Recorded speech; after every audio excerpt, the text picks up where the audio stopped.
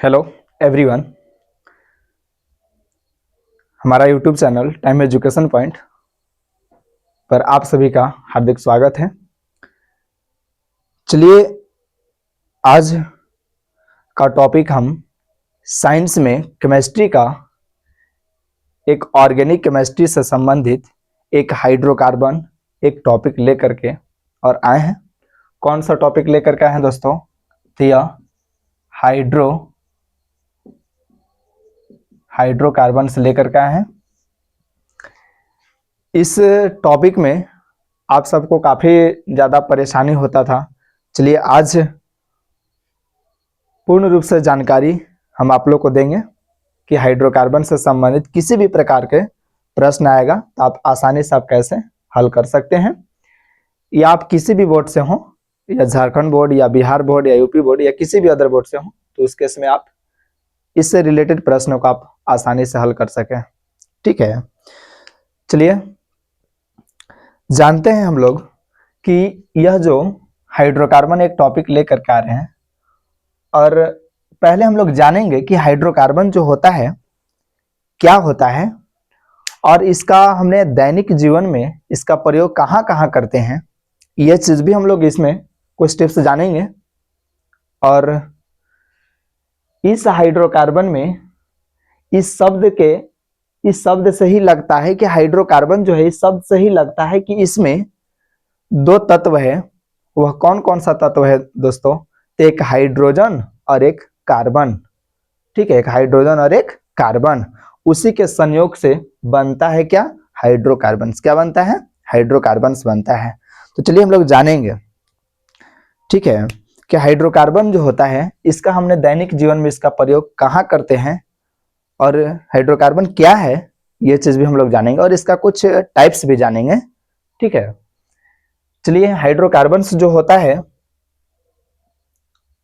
यह हाइड्रोजन और कार्बन के जो संयोग होता है, हाइड्रोजन और कार्बन के संयोग से जो कंपाउंड निर्माण होता है उसी को कहा जाता है हाइड्रोकार्बन्स। क्या कहा जाता है? हाइड्रोकार्बन्स कहा जाता है। ठीक है, हम क्या बोले कि हाइड्रोजन और कार्बन के संयोग से जो कंपाउंड्स इधर बनता है, क्या बनता है? जो भी कंपाउंड्स बनता है उसी को क्या कहा जाता है?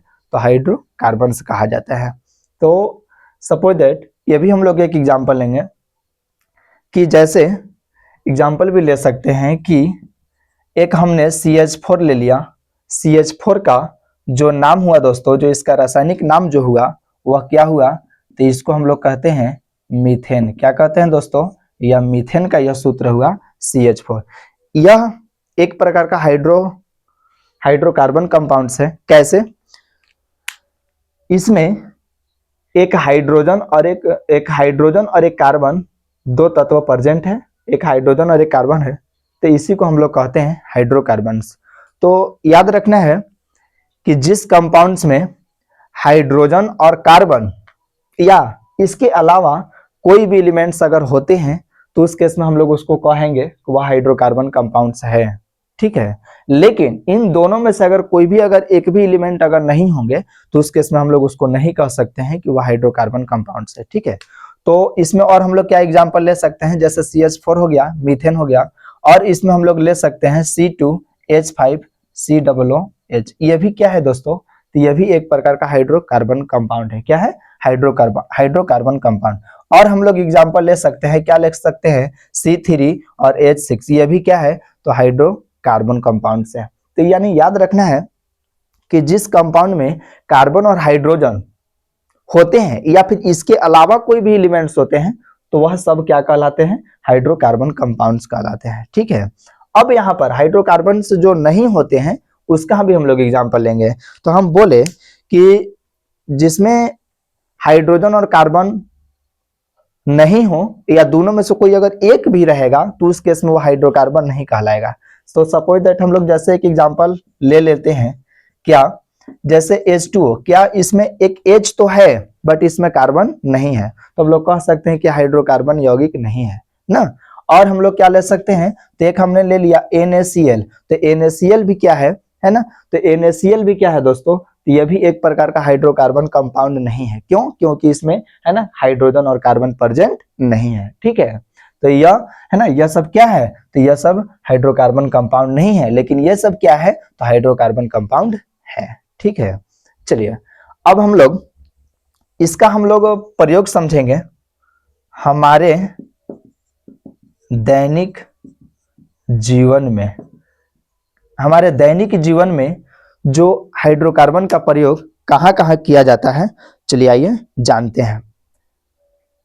देखिए एलपीजी हम लोग सब जानते हैं कि एलपीजी जो होता है इसी को कुकिंग गैस भी कहा जाता है, मीन्स है ना, हम लोग घर में भी यूज करते हैं, भोजन पकाने के लिए एलपीजी गैस का ही प्रयोग किया जाता है। तो इसमें भी हाइड्रोकार्बन होते हैं। और एक हमने सीएनजी भी जानते हैं।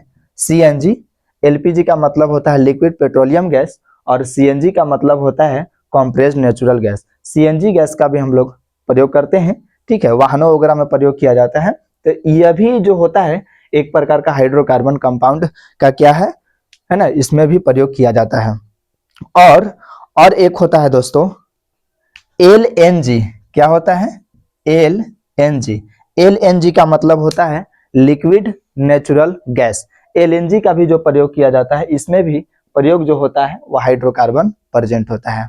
ठीक है, और इसमें क्या होता है ना, और इसमें जो डीजल वगैरह हो गया, डीजल वगैरह हो गया दोस्तों, और केरोसिन वगैरह हो गया, क्या केरोसिन वगैरह जो होता है, इन सब में हम लोग हाइड्रोकार्बन का प्रयोग किया जाता है। अब और हम लोग कुछ इसमें जानेंगे, जैसा कि आप लोग जानते हैं पॉलीथीन। पॉलीथीन जो होता है उस पॉलीथीन में भी, ठीक है, उस पॉलीथीन में भी इसका प्रयोग किया जाता है। क्या चीज में प्रयोग किया जाता है? तो यह पॉलीथीन, पॉलीथीन पॉलीथीन में भी हाइड्रोकार्बन का प्रयोग किया जाता है। और हम लोग कुछ जानेंगे पेंट। जैसा कि पेंट वगैरह समझते हैं, तो जो पेंट वगैरह भी होता है उसमें भी हाइड्रोकार्बन होता है। और क्या होता है? तो और रंजक होता है। रंजक मतलब समझते हैं? रंजक का मतलब ये होता है कि जैसा कि हम लोग बाल वगैरह जो पेंट करते हैं ना, है ना, उसमें भी जो बाल वगैरह में भी जो लगाया जाता है वह एक प्रकार का रंजक ही होता है। तो इन सब में जो होता है ना, हमने अपने दैनिक जीवन में हाइड्रोकार्बन का प्रयोग किया जाता है। चलिए अब हम लोग ये जानेंगे इसमें, ठीक है, कि जो हाइड्रोकार्बन, इसका तो प्रयोग हमने समझ गए कि इसका प्रयोग यहाँ किया जाता है, रंजक वगैरह, पेंट वगैरह, पॉलीथीन, एलपीजी, एलएनजी सारा चीज में प्रयोग किया जाता है। और इससे हम लोग संबंधित और कुछ जानेंगे। अभी बहुत बड़ा ये टॉपिक है। ठीक है, चलिए जानते हैं। यह जो हाइड्रोकार्बन के हम लोग कुछ प्रकार भी जानेंगे। ठीक है, कि इसका प्रकार कितने होते हैं, है ना। चलिए हाइड्रोकार्बन का प्रकार, हाइड्रोकार्बन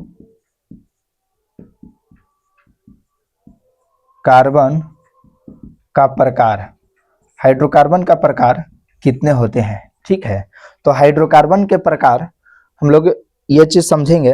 हाइड्रोकार्बन जो होता है ना दोस्तों, यह दो ही प्रकार के होते हैं। एक अन्य प्रकार का हाइड्रोकार्बन भी होता है, वो भी हम लोग जानेंगे। जो दो प्रकार के हमने जो बोला, वह एक होता है संतृप्त हाइड्रोकार्बन और जो दूसरा का होता है असंतृप्त हाइड्रोकार्बन। पहला क्या होता है? एक होता है संतृप्त हाइड्रोकार्बन और दूसरा क्या होता है? असंतृप्त हाइड्रोकार्बन। पहला हम लोग लिखेंगे, यह है संतृप्त हाइड्रोकार्बन और दूसरा जो होता है वह है असंतृप्त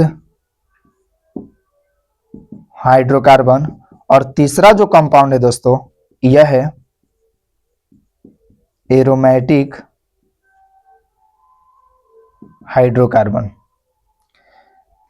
ठीक है, इसको बोलते हैं इंग्लिश में सैचुरेटेड हाइड्रोकार्बन और इसको इंग्लिश में जो बोलते हैं अनसैचुरेटेड हाइड्रोकार्बन। और यह जो एरोमेटिक जो कंपाउंड हुआ इसको बोलते हैं हम लोग, ठीक है, एरोमेटिक ही बोला जाता है इंग्लिश में, एरोमेटिक हाइड्रोकार्बन इसको बोलते हैं। अब इन तीनों के बारे में हमने संतृप्त हो गया, असंतृप्त हो गया और एरोमेटिक हो गया। इन तीनों के बारे में भी हम लोग एक्सप्लेन करेंगे। तो इसे एक्सप्लेन करने से पहले हम लोग हाइड्रोजन के बारे में जानेंगे। इसमें जो हाइड्रोकार्बन जो हुआ, इस हाइड्रोकार्बन में दो को तत्व हमने बताया, एक हाइड्रोजन और एक कार्बन। तो हाइड्रोजन और कार्बन से संबंधित हम लोग कुछ पॉइंट्स भी जानेंगे, ठीक है। उसके बाद ही यह जो तीन प्रकार के आया, बोर्ड पर जो आप देख रहे हैं कि हाइड्रोकार्बन तीन प्रकार के होते हैं, ऐसे मुख्यतः दो ही होते हैं। एक अन्य माना जाता है हाइड्रोकार्बन, वह है एरोमेटिक हाइड्रोकार्बन, ठीक है। उसके बाद यह तीनों के बारे में एक्सप्लेन आपको कर दिया जाएगा। चलिए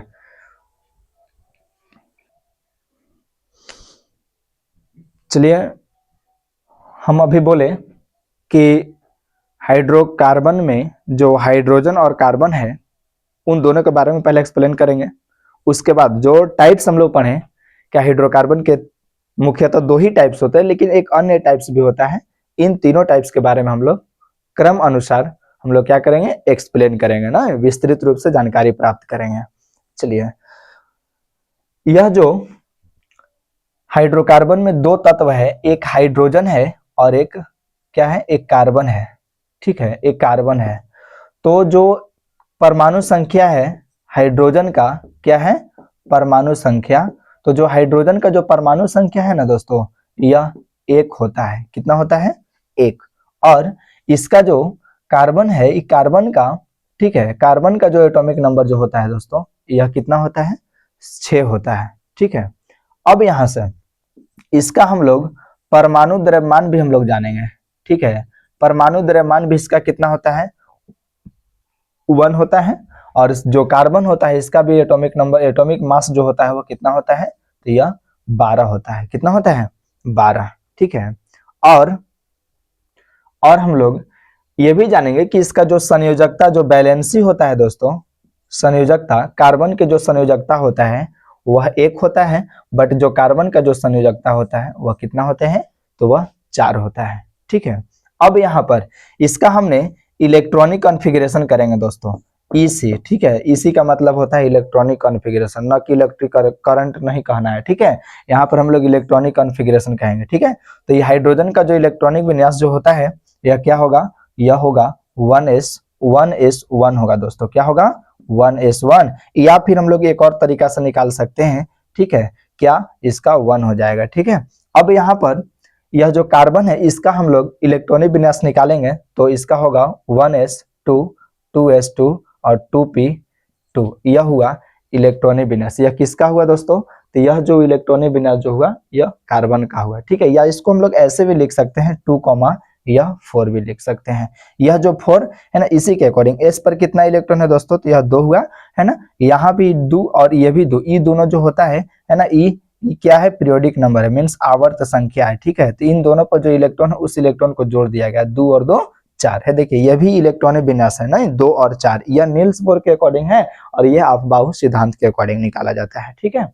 अब यहाँ पर इसमें जो है ना संयोजी जो इलेक्ट्रॉन होता है, कौन इलेक्ट्रॉन, संयोजी इलेक्ट्रॉन, ठीक है। संयोजी इलेक्ट्रॉन जो होता है ना हाइड्रोजन में, वह एक ही होता है। कितना होता है, एक होता है। और इसका जो कोर इलेक्ट्रॉन जो होता है ना दोस्तों, कोर इलेक्ट्रॉन भी एक होता है। इसका मतलब ये हुआ कि जो हाइड्रोजन है, ठीक है, हाइड्रोजन जो होता है, इसका संयोजी इलेक्ट्रॉन और कोर इलेक्ट्रॉन जो होता है वह कितना होता है, वह सेम होता है, मीन्स एक होता है ना। अब यहाँ पर ये जो कार्बन हुआ, इस कार्बन का जो संयोजी इलेक्ट्रॉन जो होता है दोस्तों, यह 4 होता है। और जो कोर इलेक्ट्रॉन जो होता है दोस्तों, यह कितना होता है, तो यह होता है ना, यह 2 होता है, ठीक है। कोर इलेक्ट्रॉन कितना होता है, तो 2 होता है। और संयोजी इलेक्ट्रॉन कितना होता है, तो यह 4 होता है। आउटर सेल में जो इलेक्ट्रॉन रहेगा ना, उसी को कहते हैं हम लोग क्या, संयोजी इलेक्ट्रॉन। और ये जो सबसे बाहर वाले इलेक्ट्रॉन को छोड़कर बाकी अंदर में जो चीज भी रहेगा ना दोस्तों, उसको हम लोग क्या कहेंगे, तो कोर इलेक्ट्रॉन कहते हैं। क्या कहते हैं, कोर इलेक्ट्रॉन, ठीक है। चलिए, अब हम लोग ये भी जानेंगे, ठीक है, कि जो हाइड्रोजन जो होता है, ठीक है, हाइड्रोजन जो होता है, यह हाइड्रोजन, यह आधुनिक आवर्त सारणी का, आधुनिक आवर्त सारणी का यह पहला तत्व है। आधुनिक आवर्त सारणी का कौन सा तत्व है, आधुनिक आवर्त सारणी का यह कौन सा तत्व है, तो यह है प्रथम तत्व। ठीक है, यह क्या कौन सा तत्व है? तो यह है प्रथम तत्व है। नहीं पूछेगा कि आधुनिक आवर्त सारणी का पहला तत्व किसको कहते हैं? तो यह हाइड्रोजन ही है। क्या है? हाइड्रोजन। ठीक है, अब यहां पर हम लोग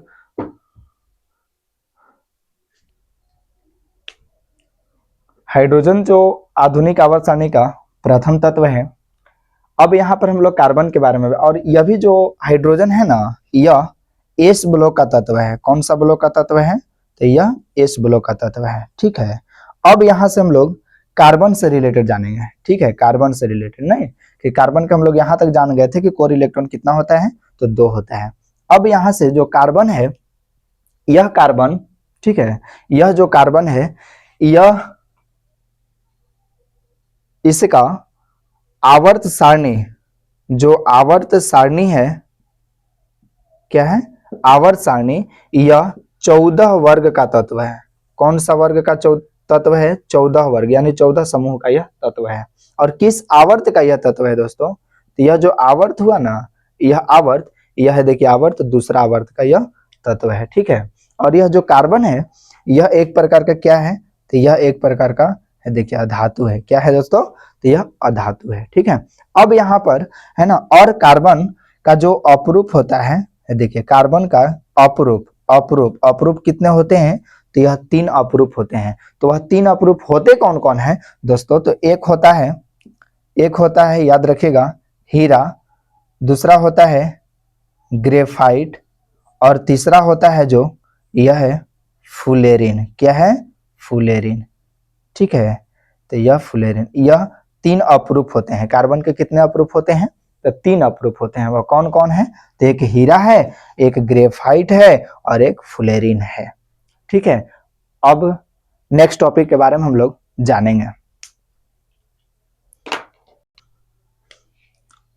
अब हाइड्रोजन और कार्बन का एक्सप्लेन हमने कर दिया। अब जो है टाइप्स ऑफ हाइड्रोकार्बन के बारे में जानेंगे। तो अभी हम जस्ट बताए थे कि हाइड्रोकार्बन के कितने प्रकार होते हैं? तो यह 3 प्रकार के होते हैं। ठीक है, मुख्यतः से देखा जाए तो 2 ही प्रकार होते हैं, लेकिन हम लोग 3 प्रकार का एक अन्य हाइड्रोकार्बन है। ठीक है, तो 3 प्रकार के हाइड्रोकार्बन के बारे में हम लोग पढ़ेंगे। ठीक है, तो types of hydrocarbon, types of hydrocarbon, तो कितने प्रकार का हाइड्रोकार्बन हमने बोला? तो यह 3 प्रकार के बोला। ठीक है, तो 3 प्रकार के कौन कौन है? तो हम बताए थे, पहला क्या है? एक संतृप्त हाइड्रोकार्बन, इसे इंग्लिश में बोला जाता है सैचुरेटेड हाइड्रोकार्बन। क्या बोला जाता है? Saturated hydrocarbons. और जो दूसरा है, इसे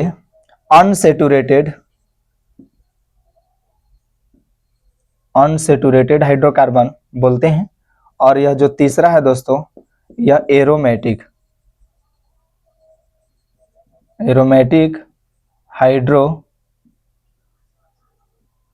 हाइड्रोकार्बन्स। ठीक है, तो यह 3 प्रकार का हाइड्रोकार्बन्स है ना। अब यहां से हम लोग यह भी जानेंगे कि यह जो सैचुरेटेड जो हाइड्रोकार्बन है इसको किस नामों से जाना जाता है ना। और अनसैचुरेटेड हुआ और एक एरोमेटिक हुआ। इन तीनों जो हाइड्रोकार्बन है, इन तीनों हाइड्रोकार्बन का कुछ अन्य नाम भी हैं। तो वह अन्य नाम क्या क्या है, चलिए हम लोग ये भी जानते हैं। ठीक है, तो जो पहला जो दिखाई दे रहा है सैचुरेटेड जो हाइड्रोकार्बन, जिसको हमने हिंदी में कहते हैं संतृप्त हाइड्रोकार्बन। क्या कहते हैं? संतृप्त हाइड्रोकार्बन। तो इस संतृप्त हाइड्रोकार्बन को और किस अन्य नामों से जाना जाता है? तो याद रखिएगा, यह जो सैचुरेटेड जो हाइड्रोकार्बन हुआ, इसी को हम लोग पैराफिन के नामों से जाना जाता है। क्या किस नामों से जाना जाता है? पैराफिन्स के नामों से जाना जाता है, जिसको हम लोग बोलते हैं क्या? Saturated hydrocarbon. और जो दूसरा है, वह दूसरा जो है ना अनसैचुरेटेड जो होता है, इसको हम लोग ओलोफिन के नाम से जाना जाता है। इसको किस नामों से जाना जाता है? तो ओलोफिन के नामों से जाना जाता है। और यह तीसरा जो होता है इसको एरिन के नाम से जानते हैं, ठीक है। एरोमेटिक हाइड्रोकार्बन्स को किस नामों से जाना जाता है, तो एरिन के नामों से जाना जाता है, ठीक है। इसको किस नामों से जानते हैं, तो यह है एरिन के नाम से। और इसको किस नामों से जानते हैं, तो ओलोफिन के नाम से, है ना। और इसको किस नामों से जानते हैं, पैरोफिन के नाम से। तो यह 3 प्रकार के हाइड्रोकार्बन है, ठीक है। और इन तीनों का अन्य नाम भी है ना। चलिए अब हम लोग यह जानेंगे कि जो हाइड्रोकार्बन जो 3 प्रकार का आपने देख रहे हैं, सैचुरेटेड, अनसैचुरेटेड और एरोमेटिक, तो इससे संबंधित भी हम लोग जानेंगे। देखिए पहला जो है सैचुरेटेड जो हाइड्रोकार्बन है, ठीक है, यह एल्केन ग्रुप के अंतर्गत यह आता है। किस ग्रुप के अंतर्गत आता है दोस्तों, तो सैचुरेटेड हाइड्रोकार्बन जो है, सैचुरेटेड हाइड्रोकार्बन्स जो है ये किसके अंतर्गत आता है, तो यह एल्केन के अंतर्गत आता है। किसके अंतर्गत आता है, एल्केन। तो इसमें एल्केन को हमने ऐसे भी लिख सकते हैं एल्क प्लस एन, यानी एल्क प्लस एन। इसका जो सामान्य जो सूत्र होता है, ठीक है, एल्केन का जो सामान्य जो सूत्र होता है दोस्तों वो होता क्या है, तो CnH2n प्लस यह 2 होता है। ये जो n है ना, ये जो n है दोस्तों, n क्या है, तो n जो है यह कार्बन की नंबर ऑफ कार्बन है, यानी कार्बन की संख्या है। n क्या है दोस्तों, तो यह कार्बन की संख्या है, ठीक है। तो कार्बन की संख्या जैसे कहने का मतलब यह हुआ कि C1 है ना C1 है जो इसको हमने मिथ बोलते हैं, और C2 है तो इसको हम लोग देखिए ईथ बोलते हैं, C3 रहेगा तो इसको हम लोग प्रोप बोलते हैं। देखिए इससे संबंधित जो एक अलग टॉपिक हम लोग लेंगे दोस्तों, जिसमें IUPAC नामकरण जब हम बताएंगे तो उसमें पूर्ण रूप से हम लोग डिटेल्स में जानेंगे कि C1 को कहते क्या है, C2 को क्या कहते हैं, C3 को क्या कहते हैं, C4 को क्या कहते हैं, C5, इसी प्रकार से क्रमानुसार आगे हम लोग बढ़ते चले जाएंगे, ठीक है। अब यहाँ पर यह जो एल्केन है, एल्केन होता क्या है समझिएगा। यह जो एल्केन है, एल्केन में जो भी कंपाउंड होते हैं, इस एल्केन में जो भी कंपाउंड होते हैं उस कंपाउंड में कार्बन की जो संख्या होती है, ठीक है, उससे हाइड्रोजन की संख्या दुगना से 2 अधिक होता है, ठीक है।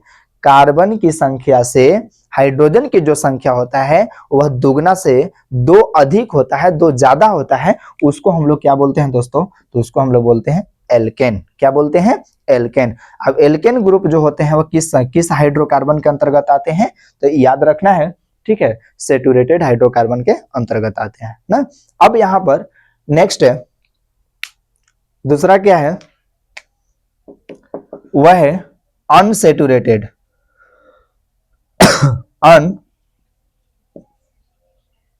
Unsaturated hydrocarbon. अनसैचुरेटेड हाइड्रोकार्बन में यह जो होता है इसके अंतर्गत एल्कीन क्या आता है दोस्तों, तो यह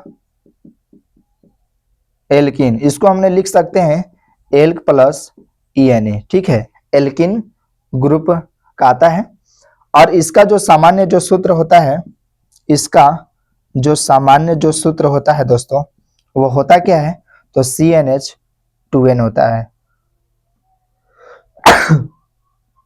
क्या होता है, तो CnH2n होता है। चलिए यह जो एल्कीन है क्या है, इसमें जो भी कंपाउंड होते हैं वह कंपाउंड में कार्बन की जो संख्या होती है उससे हाइड्रोजन की संख्या केवल दुगना होती है, तो हम लोग समझ लेंगे कि वह एल्कीन है। क्या है, एल्कीन, ठीक है। तो CnH2n यानी कार्बन की संख्या से हाइड्रोजन हमेशा दुगना होगा तो उसको कहते हैं अनसैचुरेटेड हाइड्रोकार्बन, मींस वह एल्कीन कहलाता है। क्या कहलाता है, एल्कीन। चलिए अब यहाँ पर इसमें हम लोग एग्जांपल भी ले सकते हैं। ये जो सैचुरेटेड हुआ, अनसैचुरेटेड हुआ, है ना, इन सब से रिलेटेड हमने एग्जांपल भी देंगे और साथ साथ कुछ प्रश्न भी बनाएंगे। चलिए यह दो को तो जान गए, 1 हो गया और 2 यानी सैचुरेटेड अनसैचुरेटेड। जो तीसरा होता है दोस्तों वो होता क्या है, एक है एरोमेटिक। क्या है, तो तीसरा जो होता है एरोमेटिक एरोमेटिक हाइड्रोकार्बन। सॉरी दोस्तों, इसमें एक और आता है ना, एक और आता है अनसैचुरेटेड में, वो एल्किन हो गया, एक और इसमें आता है, एक और आता क्या है, तो वह है एल्काइन। क्या? एल्काइन। तो एल्काइन को भी हम लोग लिख सकते हैं एल्क प्लस वाई एन, यानी एल्क के साथ वाई एन जोड़ देंगे तो एल्काइन ग्रुप का हो जाएगा। नहीं, अब इसका जो सामान्य जो सूत्र होता है ना, इसका जो सामान्य जो सूत्र होता है दोस्तों, वो होता क्या है, तो CnH2n माइनस यह 2 होता है। ठीक है, CnH2n माइनस 2, यानी एल्काइन में जो कार्बन होता है उस कार्बन की संख्या से हाइड्रोजन जो होता है हमेशा दुगना से 2 कम होता है। 2 क्या होता है? कम। यानी हाइड्रोजन, कार्बन से हाइड्रोजन दुगना से 2 अगर कम रहेगा तो उसको कहेंगे एल्काइन, लेकिन कार्बन से हाइड्रोजन दुगना रहेगा उसको कहेंगे एल्कीन। ठीक है, तो एल्कीन और एल्काइन जो होता है इन दोनों है ना किस हाइड्रोकार्बन के अंतर्गत आते हैं, तो यह जो आते हैं नहीं, वह यह जो आते हैं अनसैचुरेटेड हाइड्रोकार्बन के अंतर्गत आते हैं, मींस असंतृप्त हाइड्रोकार्बन के अंतर्गत आते हैं। ठीक है, और एक और बच गया है दोस्तों, वह क्या है? तीसरा है। तीसरा में हम लोग समझेंगे तीसरा है क्या। ठीक है, तीसरा जो होता है वह है एरोमेटिक। क्या है? Aromatic hydrocarbons. एरोमेटिक हाइड्रोकार्बन्स में इसमें जो होता है, ठीक है, क्या होता है, चलिए हम लोग जानेंगे। यह तीसरा है कि एरोमेटिक हाइड्रोकार्बन जो होता है ना, यह एक चक्रीय हाइड्रोकार्बन है। यह कौन सा हाइड्रोकार्बन है? चक्रीय हाइड्रोकार्बन होता है दोस्तों। इसमें जो है हमने एक एग्जांपल भी ले सकते हैं, जैसा कि बेंजीन जो होता है, बेंजीन का जो सामान्य सूत्र होता है यह होता है C6 और A6। इसमें कार्बन और हाइड्रोजन है ना समान संख्या में होता है। इसमें कार्बन और हाइड्रोजन क्या होते हैं? समान संख्या में होता है। इसका जो स्ट्रक्चर जब हमने IUPAC नामकरण और इसी में एक टॉपिक हम लोग आइसोमेरेज में पढ़ेंगे जिसको समावयवता बोलते हैं, उसमें जब हम पढ़ेंगे तो उसमें डिटेल से आप लोगों को बेंजीन से संबंधित बता देंगे। यह जो बेंजीन की जो आकृति होती है वह चक्रीय हाइड्रोकार्बन के जैसा होता है, मीन्स इसको हम लोग कह सकते हैं एक रिंग के जैसा होता है। यह कैसा होता है दोस्तों? तो एक रिंग के जैसा आकृति बनता है। ठीक है, इसी को क्या बोलते हैं? Aromatic hydrocarbon. चलिए, थैंक यू दोस्तों। और इसी का एक नेक्स्ट वीडियो, कुछ टॉपिक जो बचा हुआ है नेक्स्ट वीडियो में आप लोग को अपलोड कर दिया जाएगा। और इस चैनल से आप लोग से रिक्वेस्ट है कि आप लोग जुड़े रहें और टाइम से आपके पास वीडियो पहुंच जाएगी। थैंक यू दोस्तों।